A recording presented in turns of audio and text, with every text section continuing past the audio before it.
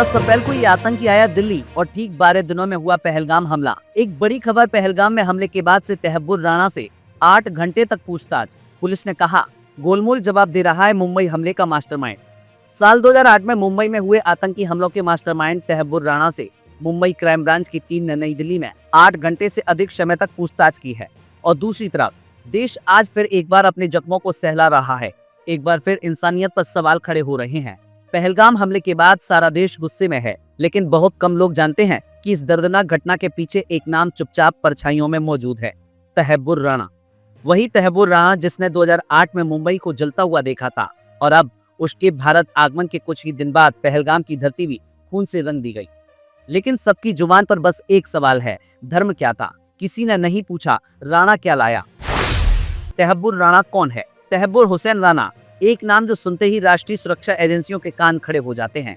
पाकिस्तान में जन्मा राणा कभी पाकिस्तानी सेना का डॉक्टर था, लेकिन कुछ ही वर्षों में वह कनाडा जाकर बस गया और वहां इमिग्रेशन सर्विस का बिजनेस खोल लिया। यहीं उसकी मुलाकात हुई उसके बचपन के दोस्त डेविड कोलमैन हेडली से। वही हेडली जिसने मुंबई हमलों में पहले तमाम जगहों की रेकी की थी। राणा की कंपनी का इस्तेमाल हेडली ने भारत में अपने गुप्त ऑपरेशनों के लिए किया। उसने वीजा, पहचान और सफर की सभी जरूरी चीजों का इंतजाम किया ताकि हेडली भारत में बिना शक के घूम सके। मुंबई हमलों की प्लानिंग में राणा की भूमिका पीछे से थी। सपोर्ट सिस्टम, फाइनेंस और दस्तावेजी तैयारियां। जब अमेरिका को इस षड्यंत्र का पता चला तो राणा को 2011 में शिकागो में गिरफ्तार कर लिया गया। 2013 में अमेरिका ने उसे लश्कर-ए-तैयबा को सपोर्ट देने और डेनमार्क के अखबार पर हमले की साजिश रचने के आरोप में 14 साल की सजा सुनाई। लेकिन भारत के लिए असली लड़ाई अभी बाकी थी। भारत ने राणा के प्रत्यर्पण की मांग की। लंबी कानूनी लड़ाई चली। आखिरकार 2025 में अमेरिका ने उसे भारत के हवाले कर दिया। दिल्ली में तहब्बुर राणा की एंट्री 10 अप्रैल 2025, वह दिन जब राणा दिल्ली लाया गया। इंदिरा गांधी इंटरनेशनल एयरपोर्ट से उसे सीधे एक विशेष सुरक्षा क्षेत्र में ले जाया गया, जिसे ब्लैक जोन कहा जाता है। NIA यानी कि राष्ट्रीय जांच एजेंसी ने उसे तुरंत हिरासत में ले लिया। राणा की एंट्री के साथ ही दिल्ली में सुरक्षा को अलर्ट कर दिया गया। 3 layer security, satellite trekking, high frequency blind zone तैयार कर दिए गए। राणा से पूछताछ का एक खास प्रोटोकॉल बना। उसे अलग अलग एजेंसियां अलग अलग समय पर पूछताछ करती ताकि कोई भी जानकारी दब न जाए। राणा कोई छोटा खिलाड़ी नहीं था, वह चुप था, मुस्कुराता था, लेकिन उसकी आंखों में चालाकी थी। NIA को पता था कि उसके पास बहुत कुछ है। 26/11 के नए राज, पाकिस्तान की रणनीति और शायद भविष्य के हमलों की योजनाएं भी। और फिर पहलगाम दहला। 19 अप्रैल 2025, राणा के दिल्ली आने के सिर्फ 9 दिन बाद पहलगाम में एक बड़ा आतंकी हमला होता है। हमलावरों ने बस को रोककर यात्रियों से धर्म पूछा और फिर चुनकर गोलियां चलाईं। पूरा देश स्तब्ध रह गया। टीवी स्क्रीन पर बस एक ही बात थी, धर्म क्यों पूछा गया। चैनल एक दूसरे से होड़ कर रहे थे, मुस्लिम, हिंदू, कश्मीर, अलगाववाद, आतंकवाद। लेकिन इस कोलाहल में एक सवाल कोई नहीं पूछ रहा था, क्या यह हमला तहब्बुर राणा से जुड़ा हो सकता है? एक अदृश्य कड़ी। सूत्रों के मुताबिक राणा के दिल्ली पहुंचने के साथ ही सुरक्षा एजेंसियों को हाई अलर्ट पर रखा गया था। NIA को अंदेशा था कि पाकिस्तान या उसके सहयोगी भारत में कोई डायवर्जन अटैक कर सकते हैं, यानी ऐसा हमला जो जांच एजेंसियों का ध्यान भटका दे। पहलगाम हमला उसी रणनीति का हिस्सा हो सकता है। जब सारा देश एक बार फिर धार्मिक बहसों में उलझ जाएगा, जब कश्मीर के खिलाफ माहौल गर्मा जाएगा, तभी असली नेटवर्क के धागे छिप जाएंगे। और हुआ भी यही। मीडिया का मौन। देश का मीडिया बस धर्म पर बहस कर रहा है। कोई नहीं पूछ रहा कि पहलगाम हमले की टाइमिंग इतनी अजीब क्यों है। क्या हमलावरों को निर्देश मिला था कि हमले में पहले धर्म पूछें ताकि देश में नफरत फैलाई जा सके? क्या तहब्बुर राणा के दिल्ली आने और हमले के बीच कोई अदृश्य कड़ी है? आज तक NDTV, India today, times now, किसी ने भी राणा के संबंध पर एक भी सवाल नहीं उठाया। कश्मीर को बदनाम करना, कश्मीरी मुसलमानों को कटघरे में खड़ा करना आसान था, लेकिन असली गुनहगार कौन है, इस पर चुप्पी साध ली गई। सुरक्षा एजेंसियों की थ्योरी। NIA के कुछ अधिकारी नाम जाहिर न करने की शर्त पर मानते हैं कि राणा भारत आते ही उसके संपर्कों को पता था कि वह जांच में टूट सकता है, इसलिए एक बड़ा हमला जरूरी था ताकि देश का ध्यान बट जाए। पहलगाम हमले का असली उद्देश्य था डिस्ट्रैक्शन थ्रू डिवीजन, यानी बंटवारे के जरिए ध्यान भटकाना। राणा के मिलने के बाद जो कड़ी जानकारियां मिल सकती थी, जैसे लश्कर-ए-तैयबा के नए प्लान, पाकिस्तानी एजेंसियों की भूमिका, वे सब अब हाशिए पर चली गई हैं। एक कविता जो चुभती है। आज के हालात को देखकर राहत इंदौरी के शब्द फिर से याद आते हैं। लगेगी आग तो आएंगे कई घर जद में, यहाँ पे सिर्फ हमारा मकान थोड़ी है।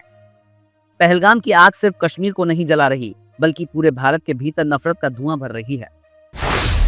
आने वाले दिन। अब सवाल ये नहीं कि किस धर्म का नुकसान हुआ, सवाल यह है कि किस देश का नुकसान हुआ। अगर तहब्बुर राणा से सच्चाई नहीं निकाली गई, अगर पहलगाम के हमले के पीछे के अदृश्य मास्टरमाइंड्स को बेनकाब नहीं किया गया, तो भारत आने वाले दिनों में और बड़े जख्म देख सकता है।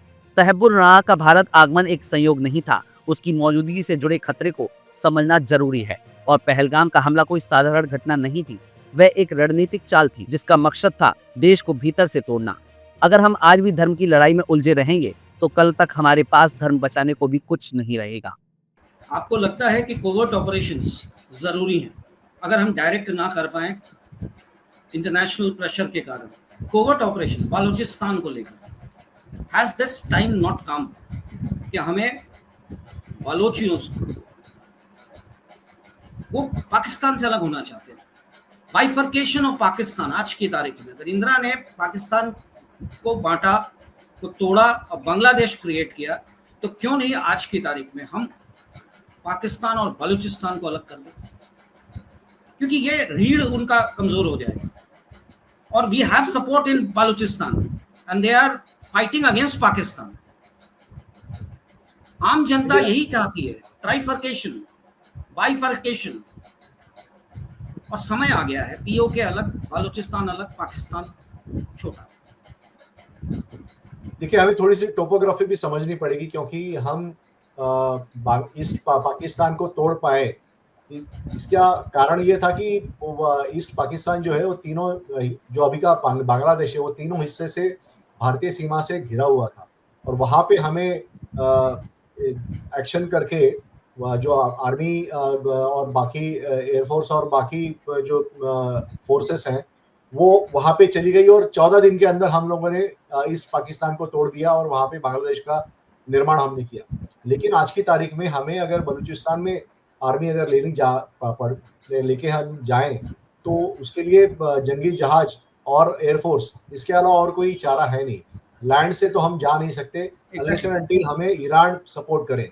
अगर ईरान हम सपोर्ट करें तो ईरान से भी हम वहाँ पे, हमारी आर्मी वहाँ पे जा सकती है। लेकिन आज की तारीख में ईरान क्या ऐसा करेगा, ये सबसे बड़ा सवाल है।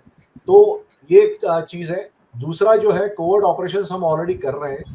जो इंडिया में जो टेररिस्ट अटैक्स हुए हैं, उनके कई सारे जो परपेट्रेटर्स हैं वहाँ पे, जो जिन्होंने इसको अंजाम दिया था, ऐसे आतंकवादियों को मारा जा रहा है वहाँ पे। और इसके लिए जो कोवर्ट ऑपरेशन के जरिए हम लोग तालिबान के जो एलिमेंट्स हैं, जो अभी उस वॉर के सिचुएशन में नहीं है, खाली बैठे हुए हैं, ऐसे लोगों को हम, जो यंग बच्चे हैं, उनको हम यूज़ कर रहे हैं। उनको पैसे देके फिर उनको टारगेट किलिंग का काम दिया जा रहा है। और ये बात छुपी नहीं है, वो सारे अखबारों में इसके बारे में आ रहा है, और शायद हमारी खुफिया एजेंसी भी इसमें शामिल होगी। तो ये जो चीज़ें हैं वो हम कर रहे हैं। कनाडा में भी जो निज्जर का केस में क्या हुआ ये सबको पता है, तो हमारी खुफिया एजेंसी वहाँ पे काम कर रही है। तो कोवर्ट ऑपरेशन तो केंद्र सरकार कर रही है, लेकिन अभी ज़रूरत है कि सीधे जवाब देने की। और इसके लिए मुझे लगता है कि सरकार ने एक बार ज़रूर ये करना चाहिए। जाते जाते एक छोटा सा टाइमिंग पे, ये टाइमिंग बड़ा तरीके से चुना गया था लगता है। Vice president US was here, Tahawwur Rana को हम लेकर आए, एक माहौल सा बन गया। शायद इसका फायदा उग्रवादियों ने उठाने की कोशिश की। आपका क्या कहना है टाइमिंग? ये हो सकता है क्योंकि चिट्टी सिंहपुरा का जो, यानी इसके पहले भी कुछ आतंकी हमले हुए थे, कोई ना कोई अमेरिकी बड़ा अफसर भारत में आया है, तभी ऐसे आतंकी कार्रवाई को अंजाम दिया गया था, आतंकवाद को अंजाम दिया गया था।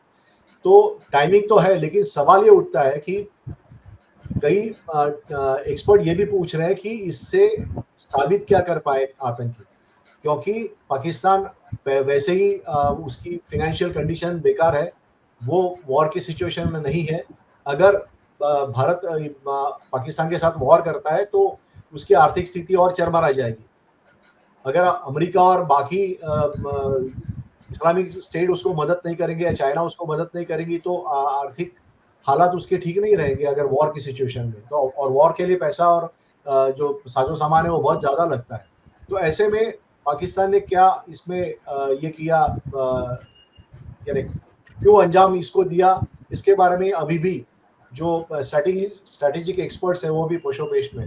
दूसरा, जो टेररिस्ट ने टूरिस्ट को टारगेट किया, इसके बारे में भी लोग पूछ रहे हैं, क्योंकि कश्मीर की पूरी जो आर्थिक व्यवस्था है वो ज़्यादातर टूरिज्म पे टिकी हुई है, और ऐसे में टूरिज्म वहाँ पे ख़त्म करके टेररिस्ट को क्या मिलता, या उनके जो सपोर्टर्स वहाँ पे लोकल, अगर मान भी लेंगे हम कि लोकल पॉपुलेशन में उनकी कोई सपोर्टर्स है, तो उनको क्या मिलेगा।